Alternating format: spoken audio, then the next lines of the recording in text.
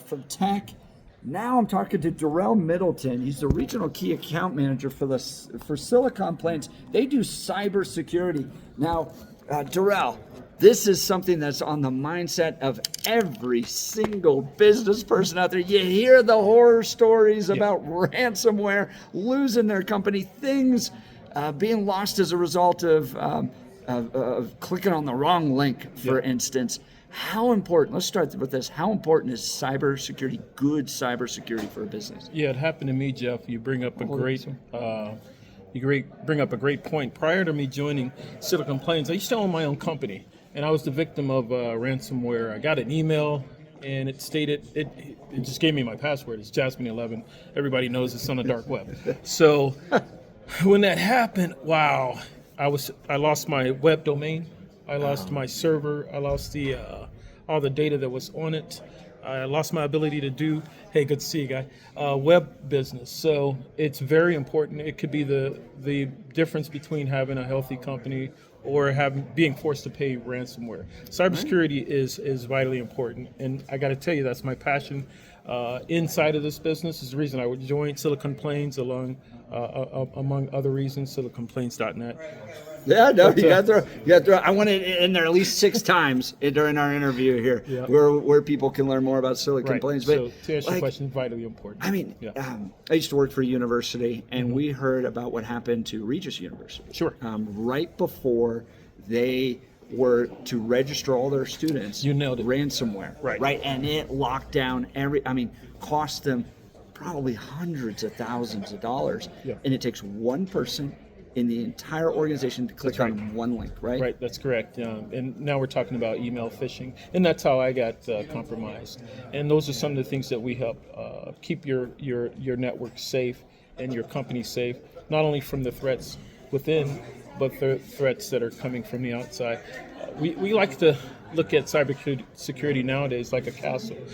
Back in the days, you'd have a moat, big castle walls, and you'd have everyone inside being protected. Well, right now in the IT environment, we find that most of our employees are outside of that castle, conducting work like you're doing today on a remote, or working from home, or like I do, working in the field, right? But also sometimes the threats are inside the castle, and that's what you're referring to when you're talking about email phishing and clicking on a ransomware type of email attack. Explain to some folks what ransomware is. What happens to a company that clicks on a link like that? I love it. I mean, it comes up almost every day. As a matter of fact, I looked at it yesterday, and I got it. So I have a corporate email account, American Express card, and I got an email that stated that my personal score went down. Okay, and I'm like, well, we can't have that. How natural is it to click on that email and then see what's going on with your personal credit score? Who wouldn't do that? Everyone would do that. So that's an example of how a phishing attack can then lead to a ransomware. That person gets your network infected, and then you have to pay them to get control of your network again. That's a very simple example of a ransomware And attack. companies are having to pay with what? Yeah, sure. And then a lot of times, look, it's not just the big companies, and I'm sorry to hear that about Regis, and we can probably name quite a few. But really, these guys, these threat attackers, they try to go for small companies, right? Not just the big ones, but a smaller company, like maybe a local mortgage guy, or a radio station. Yeah. And so, well, not yours, obviously. But. No, I mean our company is so on top of this. They do the trainings. You get the fake emails. They're trying to, that's one of the ways they deal with it. But one of the reasons they want to target these small companies is they're not going to have big tech guys on staff, right, to help. Right, and that's what Silicon Plains does for you. We'll send out those ransom attacks and challenge your current employees, and then of course after that, they click on it, then we'll educate them and show different ways to avoid that. And also the real importance is to make sure that we put a zero trust environment on in your company so that these type of phishing attacks don't go through. We want you to focus in on your business and being one of the best radio hosts in Colorado, Jeff, right? So we want you to focus in on that. We'll take care of the rest. We do everything from not just cybersecurity, which is our our main differentiator. But of course, yeah, we'll deliver all the hardware that you see in front of us, even from a mouse to a server, is what I say. So we also provide voice over IP. We're a total managed service company so that you can focus in on what you do best. Fantastic. And when you're a small business, I ran a small business, you need that type of all-in-one package service. Yep. Because, look, I ran an advertising agency. Yeah. I'm not dealing with cybersecurity. I don't even want to think about it. Right. I've got to get sales. I got to make sure my clients are doing great. So all the responsibility upon a business leader, the last thing I want to be doing is diving into the weeds on tech stuff. Silicon Plains comes in and does that, right? And we also do quarterly business reviews to tell you where you're at and what equipment is aging on your network and what other folks are doing to enhance their business inside of your same industry. So inside of the advertising business, you want to get to the top levels there, and we'll, during our quarterly business review, explain to you how other folks in your industry are using technology. I'm talking with Durrell Middleton. He's the regional key account manager for Silicon Plains. All right, so this is an economic forecast breakfast. Sure. Everyone's looking at 2025 going, yeah, I'd say, people are optimistic. From your perspective as a businessman, give me your forecast for 2025. A lot of folks are looking at regulation. So how's that going to affect the economy? Is regulation going to be decreased or increased? A lot of folks it's a new administration, so there's always change and uncertainty when there's a change at the top. Yeah. I think personally, especially here in Douglas County, Arapahoe County, we're one of the better counties in Colorado, and we look at it from our standpoint as a very positive year. We think that 2025 is going to be outrageous. I think that we're going to hit our revenue marks, and we look forward to it. I think this is going to be a great year. Tell me the type of businesses you guys serve. Yeah, great question. So we're fortunate to have a lot of businesses that have compliancy needs. So we're really, really, really great with hospitals, dental agencies, anyone that's looking at HIPAA compliance, anyone that's looking to do business with the government, so the Department of Defense. And I got all these fancy words, right? NIST, right? 800, 171, and CMMC. I got a whole alphabet soup for you. But anybody that is looking to be have regulatory or compliancy needs. So we're talking government counties. I won't name them all, okay? But we do a lot of business with the government sector and folks that are looking to do business. But now listen, we have a person that it's a one-woman shop, and she does a very fascinating business as well.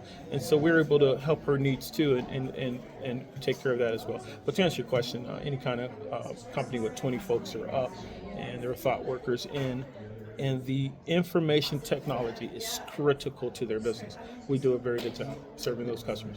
Talking to Durrell Middleton, he's the regional key account manager for Silicon Plains. So I want to ask you as a tech guy. We went through the COVID lockdown. Everybody worked from home. Yeah. Now you got the desire to get people back in, Yeah. but man, people don't really want to go back necessarily to the office all the time. Tell me what you're hearing out there from businesses. Are they doing a mix of in-person, Zoom-related work or remote work, or are people heading back to the office? Yeah. What's your sense? We're seeing people are doing mostly hybrid and this new term called coffee badging, right? So they come into the office, do a little collaborating, and then clock out and go back home. Yeah. There's still a resistance to come back, but we encourage folks to come back. I mean, it's very critical for businesses that you come back into the office, and we're seeing that that's happening a lot more. Yeah. Because they're being forced to, right? So it's not a choice. I'm kind of mixed on this. Billy and I will go back and forth and debate this. Look, I love the idea that people are spending more family time together, right? The commutes, the long commutes, that's not fun. Sitting in traffic, all that. But I was also a business leader, and I remember when you can just lean across the cubicle and ask somebody something, you get a lot more done than if you're having to send an email or put together a Zoom, all that stuff. So I'm a little torn on it, but it does seem like things are changing. Yeah, I find it very interesting that this is I'm going to be careful how I phrase this. Back in the day, I've been in this industry since 1998. So Right. 1998, 25 years. So I've been in this industry for a while. I used to be able to just stop by a customer, existing customer, and just drop in, maybe drop off some donuts, some chocolate, coffee in the morning. Yeah. That's like frowned on. It's really crazy. Really? Yeah. And then new appointments are over Teams meetings or Zooms, Yeah. right? So a lot of this stuff has changed a lot, where folks are. I think really still kind of having a COVID hangover. But to answer your question, I'm seeing that technology plays a role in that, making sure that we give folks the tools to work from home, have Teams or Zooms meetings, since this whole idea of meeting in person is kind of fading away. So talking to Yeah. Durrell Middleton, we're out here at the Economic Forecast Breakfast put on by the South Metro Denver Chamber of Commerce. I got to ask you about AI. Yeah. Okay. So I knew. I was waiting. Well, first of all, tell me how AI is affecting your industry. We haven't seen it so far yet, Yeah. quite frankly, but where is that going to head? Are AI attacks going to be robust enough to break through our barriers in our protection? And then do we use AI to increase the level of protection for our clients? The computer's fighting the computer. Right. So we haven't seen it yet, but it's almost as if, it brings up a great story, and this is going to be very applicable. One of the things that Silicon Plains does, we are part of the government's initiative for industry-led learning, and we work with Westminster Public Schools. Okay, shout out to Mario and Sergio. And what we do on their innovative campuses is we go and talk to the kids, the future leaders of cybersecurity and informational technology.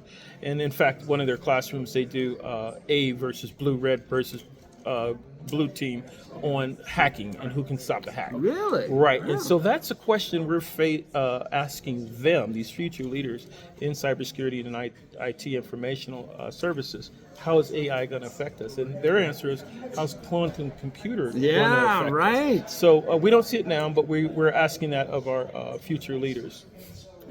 Wow. And explain real quickly what quantum computing is. Quantum computing is different than ones and zeros in computing, right, that we do now. It's able to calculate an equation in all four dimensions, right, so that the answer comes back quicker. Something that would take 15 years to resolve can be done in minutes.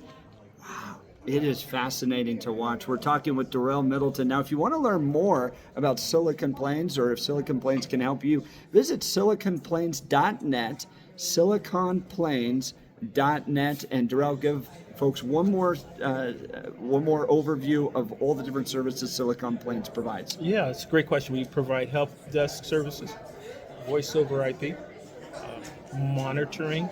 We provide best-in-class cybersecurity. And you get a consultation from a guy like me every quarter to review your business and how information technology can help it. Wow.